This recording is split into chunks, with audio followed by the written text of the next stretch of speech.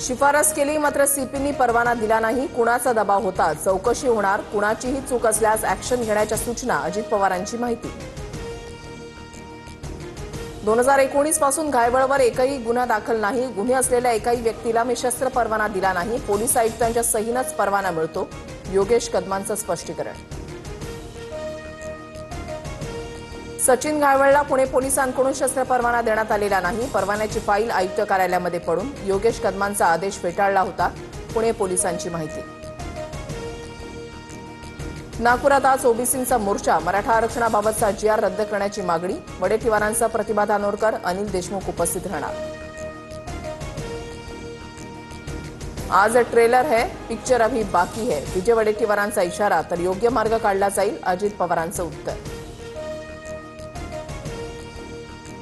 OBC विरोधात भूमिका घेणाऱ्यांना आगामी निवडणुकीमध्ये मतदान करणार नाही. जरांगेंना पाठिंबा देणाऱ्यांना ओबीसी घरी बसवणार. लक्ष्मण हाके आक्रमक.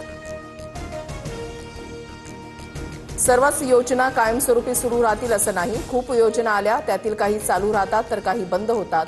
आनंदाचा शिधा योजनेबाबत अजित पवारांचं विधान. फडणवीस आजपासून 3 दिवस महाराष्ट्र दौऱ्यावर. फडणवीस आज नाशिक दौऱ्यावर. आगामी स्थानिक स्वराज्य संस्था निवडणुकांच्या अनुषंगानं बैठक. नाशिक सरकारवाडा गोळीबार प्रकरणी नुकताच भाजपमध्ये प्रवेश केलेल्या मामा राजवाडेला अटक. गोळीबार प्रकरणातील मोठा मासा अखेर पोलिसांच्या जाळ्यात.